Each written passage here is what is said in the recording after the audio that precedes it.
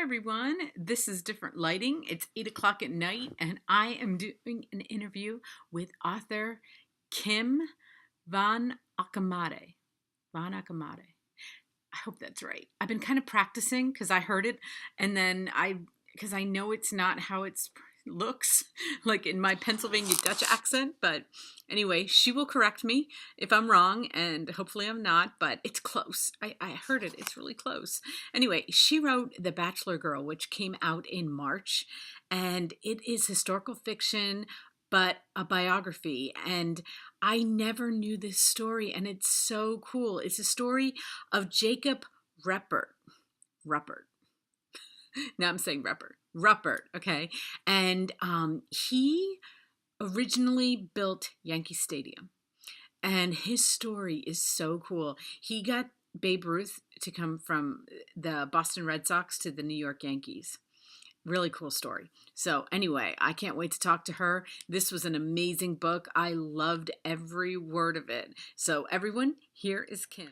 Hi everyone, I am so excited because I am speaking with author Kim Van Alkemade. Is that perfect? Is that good? Is it close? Van Alkemade. Perfect? Van Alkemade. Van Alkemade. Okay, so I said an A. Okay, Mhm. okay. Cool. I was practicing it, but anyway. That's right. She wrote The Bachelor Girl. Right there it is. And this book came out in March. And it is historical fiction, biographical. I loved every word of this book. It was so good. It's my new favorite era. I have to say. 1920s and 30s. Yeah, well, yeah, because I read a lot of World War II. You know, I've read a lot of World War II. I've read a lot of Civil War, but there's something about that age that is right around when my grandparents were born. Exactly. So it's like my great-grandparents' age, and it's like, it's mysterious. So much is going on, and this is set in New York City. So much is happening, and when I was reading it, I could not believe, like, the topics that you got to cover using this time period. Seriously, I couldn't, because it's almost like you could be talking about today, but you're talking about, in the late teens, 20s, 30s, and I don't know what to say, Kim. I could get that. Those are the subjects that really interest me, and you don't have to impose like contemporary concerns on history. People had those concerns. It's just it wasn't always like in the New York Times or in the mainstream, and so you have to like look a little bit. But yeah, everything that was in the novel was things people wrote about, talked about, cared about. I read novels that were written in the 1930s that were really open about a lot of subjects that you'd be surprised people would be so open about. And of course, they understood things very differently, especially the issues around sexuality. Just the concept, like what did that all mean, was understood really differently. So that was something I really tried to convey in the book without being, it feels very strange to look at it from a contemporary point of view. But it was really important to me to try to convey that it wasn't just the way we understand things now, but in the past, but that people understood things differently in the past, even though those same issues, same desires, same people existed, the way they understood themselves and their place in the world was a little different. Well, first of all, I never even heard of Jacob Ruppert. Jacob Rupert. Never. And you know what? I asked people, I grew up watching the Yankees. My dad was a huge Yankees fan. And so, as I'm reading this and knowing this interview was coming up, I'm like, so did you know who built the Yankee Stadium? I'm like, little trivia, but nobody, I was like, so it wasn't just me. Because I was like, maybe it's just me. Maybe I don't know. I don't know how he, after reading this book, I'm like, how doesn't everybody know about him? I mean, he was like friends with he's like the ultra rich and what was going on in New York City at that time. How is he not known? He did so much. And I don't know, how did you find the story? Well, I found the story while I was researching my first novel, Orphan Number 8, because of those newspaper articles about the New York Yankees baseball team wanting to buy the Hebrew Orphan Asylum to build their stadium in Harlem. And, we know that never happened, but it made me really curious. And in fact, that story, it got me 2 books, because I was looking at the archives in the Jewish Historical, the Center for Jewish History, the American Jewish Historical Society archives. And I was looking in the meeting minutes of the Board of Trustees of the orphanage to see if I could find any confirmation about this deal with the Yankees, if it was just a rumor, if they really had discussed it. And instead, I found them discussing buying wigs for children who were bald because of x-ray treatments from a woman doctor. So I was like, okay. So that became orphan number 8. Yeah. But then I came back around to the subject because I did get so interested in Jacob Ruppert as a person, as a personality, and these relationships he had, leaving all his money to this unknown actress and having this loyal personal secretary. So I really don't know anything about the actual actress or the actual personal secretary, but that situation was really interesting to me. And then Jacob Ruppert was an interesting person to fictionalize because of all that connection to all that history. Wow, because I was wondering, I saw a picture of her. When I was looking his history up. There is a picture of them together. I don't know if there are more, but I did see one picture, and I was like, oh, wow, okay. So a lot of the stuff about her, did you take liberty with? Or did you? And utter liberty. Okay. Absolutely. And I wanted to make it really clear in the author's note at the end, like, what this thing is. So it's definitely... It's a fiction story inspired by this one true event, Jacob Ruppert leaving all this money to an actress named Helen. And at his bedside when he died was his personal secretary of 20 years named Albert. As far as those 2 people, that's pretty much all I know. And I don't really want to know much more because I really wanted to, it's a fiction story. And so Jacob Ruppert is like my link between a historical character and the fictional characters. So what do I know about the actual woman, Helen Winthrop? I know she bought a house in New Rochelle and never married and lived quietly until she died in the 1980s, I believe. She did not inherit Eagle's Rest. She had more siblings than I knew when I started writing the book. But when she inherited the money, she was living with her mother. Her brother Rex did work for the Yankees. So, like, those few facts. And I knew she was an actress. And so everything else about her career and the theater and the plays, that's all fiction. Right. And likewise with Albert, all I know is that Jacob Ruppert had this loyal personal secretary. I think the real person, his name was Albert Brennan. He was married. His wife also showed dogs, I think, at Westminster. So what I did was I kind of took this other subject I was really interested in, which was the gay New York experience in the 1920s and 30s. And I used that character of Albert to explore that. So that was how I brought those 2 things together. So I'm really not saying anything about the actual people, Helen or Albert. I just kind of used their first name and their place in history, but then the story is fiction. Well, I love the story, so it didn't matter because I love the story so much, But what I love about historical fiction, and that's what I'm going to call this, just because you wove so much history in it that actually did happen. And when you talked at one point, and I don't give spoilers because I like the ending and I want everybody to get there. You kind of start at the beginning is the end, and I love that. I love that we kind of know what happens, and then we get to the story kind of unfolds. But the one thing, because it kept making me think about my grandparents. My grandfather was born in 1918, I think. And my grandmother was like 1921 or so, I don't know, somewhere around there. And the one thing that you told in the story, and this isn't a spoiler, but you talk about the Spanish flu. And I knew, because he used to take me to the cemetery in this area, he had 5 sisters that were born before him that all died of the Spanish flu. And so they were all of different age, of course they were like boom, boom, boom, different ages, all died within like a 6 or 7 month period of time. And then he was born. And, and then he was a boy. So, I try to picture like what my great grandmother, like, how did those people do it?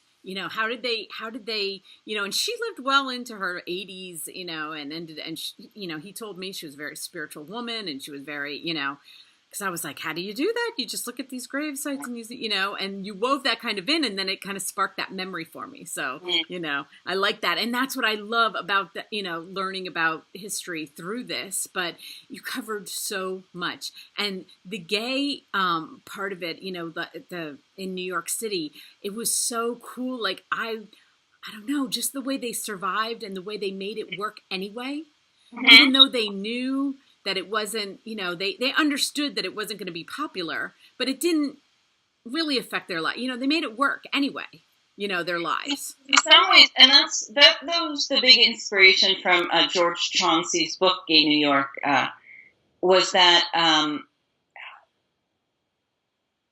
it wasn't the kind of repression that we kind of associate with the 1940s and 50s, that most people in New York probably were just basically clueless and just really didn't give it a second thought, but that there's this whole subculture that lived somewhat openly and really did develop, they thought of it as the gay world, that it was this other world that was like just below the surface. A whole sense of culture and a very different understanding of sexuality and how that operates. And it was all really interesting to me. That's my main, like a big project for me in all my historical fiction is kind of recovering gay and lesbian history, because there have always been gay and lesbian people. But sometimes when you read, you read the newspapers, you read history books, you wouldn't necessarily know that. And so just thinking about how people would have operated within their historical moment is a really important project for me. Yeah, and I was thinking we're like 100 years out from when this story starts. And I think it's finally, like, I can almost say it's finally not a topic that, I think it's finally getting to the place that there's open gay marriage, and it isn't, I'm 53 and we lived through so much. And I think, maybe my younger children, like they won't know that it was ever like a thing. Like, and in a way, I think that's why it is important to remember, that there was a struggle. There is still a struggle, and that you can't really take it completely for granted. That everybody is like accepting and marriage is legal and all that. That it's important, I think, to remember, not just to like revisit a sad and oppressive time, because one of the things I tried to do in Bachelor Girl is show that there was a lot of really relationships and really interesting culture, but that it's important to remember. Right. And fiction, I think, is a great vehicle for giving people that interest, and then you can always like go to the real history books and find out more. Exactly. Well, even the racism that you cover in here too, also, because I didn't even I learned so much more about World War I. Is like, we're coming this year. We have the Romanovs, and every next month is coming that 100th, and so it's just interesting to me all the things I'm learning now about World War I that I did not learn in school. It was kind of like glossed over to get to World War II. There was World War I, and then there was World War II. Because that was the bigger, but there's no World War II without World War I, and learning more about that and what the country was going through at that time and the sacrifices that I didn't even realize that our country was making for World War I. You just covered so much. I'm like trying to like remember. But I listened to the audio, and I want to tell everybody the audio is really good. I was happy. Yeah, I will go back and forth just so that I can get things in my life, and I can cook and do other things.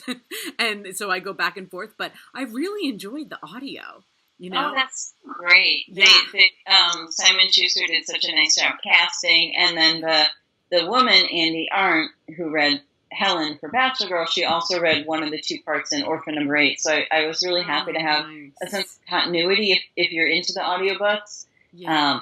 So it's so nice to hear. Yeah, and a lot of people are. So I like to bring it up when I do get to listen to them because I know a lot of people like to listen in their car and, it's just fun sometimes. But so you are a professor at Shippensburg, right? You're an English professor. That is so Mm-hmm. cool. I have cousins that went, I mean, we're so close together and I have cousins that went to Shippensburg. But so you're like writing, you're like teaching, you're doing this at the same time. I figured you were writing like full time, but no. No, no. So the writing is, I kind of have two jobs. Now, part of being a professor is to conduct research, whatever it is, your field. It might be scientific, you might be doing, developing educational materials, you might be doing research, you might be writing. So that's part of our job Mm-hmm. anyway. But these novels took up a lot of more hours than I even had usually set aside from that job. So it really felt like two jobs, especially with Bachelor Girl. With Orphan Number 8, I started it, just to see if I could stick with the project. I really wanted to tell that story. I had no idea if anybody would ever read it. With Bachelor Girl, I got a contract. It was like, all right, here's your deadline. Ooh. So I worked a lot faster. I'm actually taking the fall semester this coming fall, 2018, as a leave, just like a leave of absence, so that I can get through the next book, get a good chunk of the next book done, because it was pretty exhausting. So hopefully I can focus on that, and then when I go back, I can be like really enthusiastic about my teaching again, because I got kind of tired by the end of this. Yeah, I bet. So is your next book anything to do with these books? Not really. It's 1970s, still around New York. Right. About families, Jewish families in the Catskills, with a few side trips to Amsterdam and South America. So it's a little hard to describe. I haven't really finished writing it yet. There'll be a couple of tiny characters if you read really closely who'll crop up. I like to do that. I love that. Like in Bachelor Girl, when Helen's coming back from Florida on the train, she meets a little boy named Horace, and in Orphan Number 8, Horace, you also meet him in just a tiny role. So I like it to feel like it's a real world that different people move through. So there'll be a couple little things like that, but it's a very different story in a rather different time period. But kind of also exploring like the backstories of the families too. So well, see. When you say Jewish families in the Catskills, you know what everybody thinks of? Dirty Dancing. Thinks of what? Dirty Dancing. The movie Dirty Dancing. But that's not in the 70s. That wasn't that. That was set in the 50s, 60s, I think. I'm gonna have to watch that again. Watch it, because I don't know that I'm that up on Dirty Dancing. Yeah, well, that movie came out like in the 80s, but I think it was set in the 60s or something. Okay. But it was like a Jewish. The families were I think they were just prominent, wealthy. I don't know if they were all Jewish, but the family that was, the main family was. And yeah, watch it because that's what everybody thinks about. Well, that's what I think about because I'm like, they were in the Catskills and it was this little like retreat in the summer camp, like that. But anyway, so when you said that, I'm like, ooh, like Dirty Dancing? We'll have to see if there's some dancing we can throw into That's it. right. You have to see if there's any, maybe there's some kind of connection in there. But, well, I don't like to give spoilers, but there was so much of Helen, like, okay, so much of what she went through that I had no idea that, okay, abortion. No idea what that was like back in, like that. Of course, we know it always existed, but we didn't know what they did, And there's a book. There was a book called, I think it was called The Smart Set.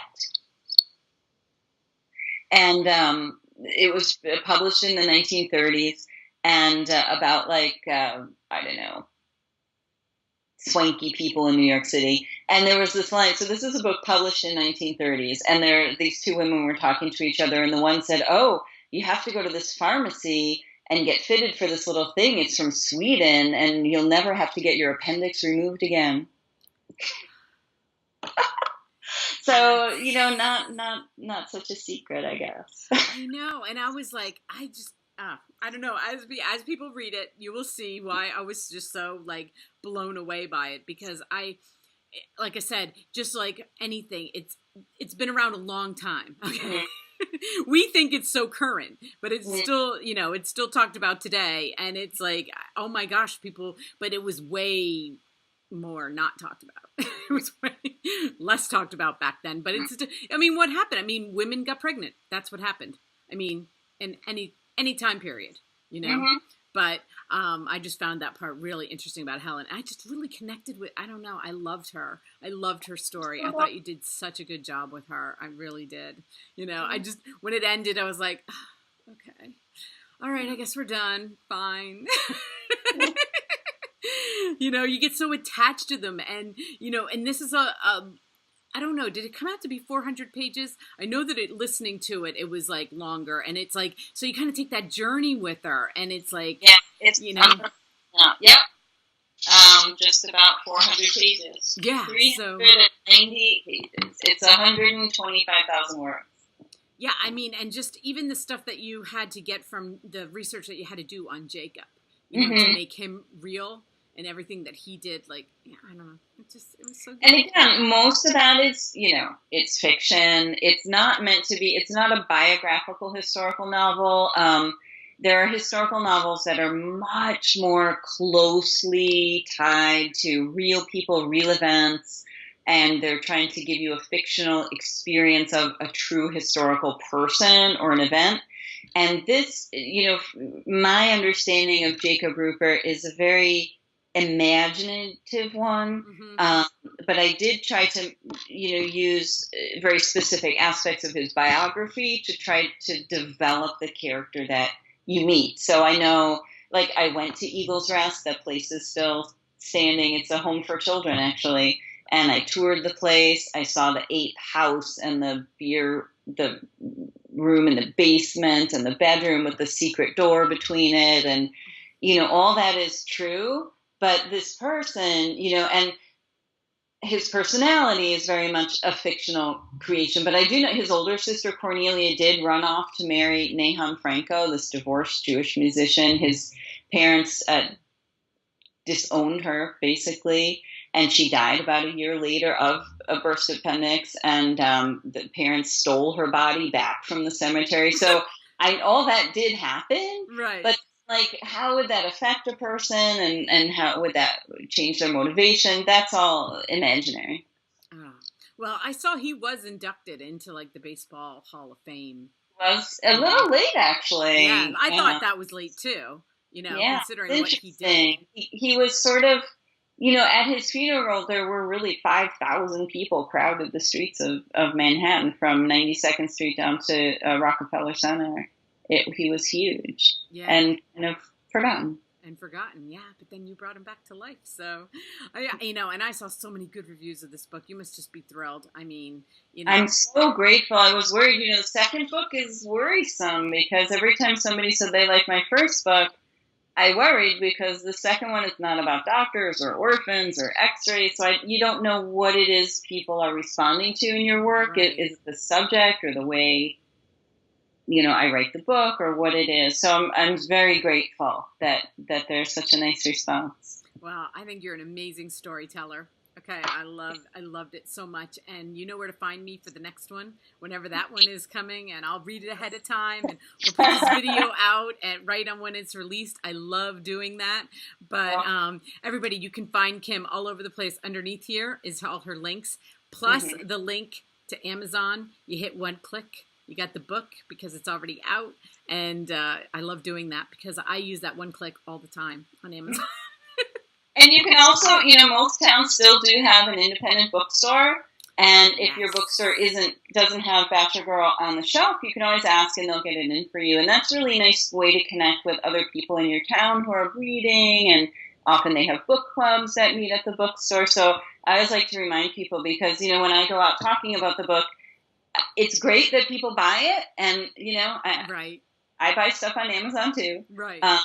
But I don't go to Amazon to meet people. I go to bookstores. So I like to remind people that that's a really nice option. And we have a local bookstore here that I actually go to meet authors, and I love it. It is so tiny, but they Mm-hmm. get like all these cool authors in to get talks, and Yeah. everybody comes, and it is. I really, really hope that never ends. I hope those independent bookstores, because they are important to our community, and I am on Amazon just way too often because it's convenient. But I love going there to like you said, I like going there to meet people Mm-hmm. and Mm-hmm. talk about the book before I read it, because they'll be like, "Oh, I read it." I mean, you get to meet people, and and it was just like Independent Bookstore Day, like a week or Yes. two ago.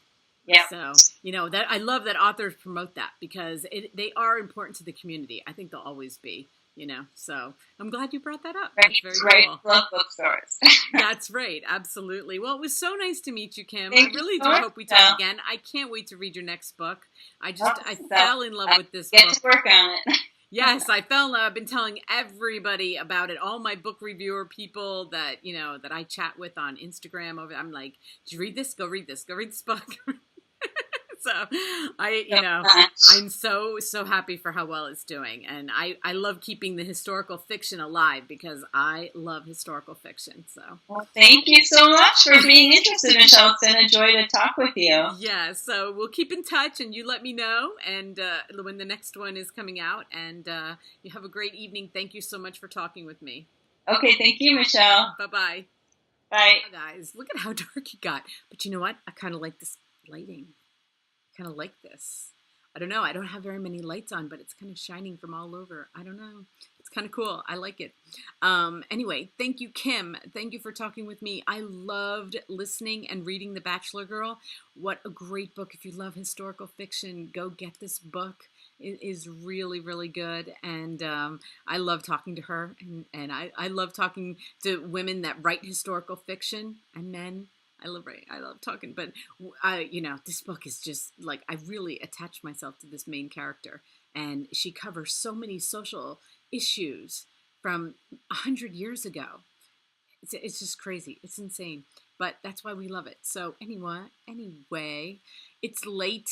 I can't talk anymore. I've done so many interviews today. I feel like I can't talk anymore. But thank you so much for watching. All of Kim's links are going to be listed underneath there. I almost got her name right. Close. It was really close. But anyway, thank you, Kim. Thanks, everyone.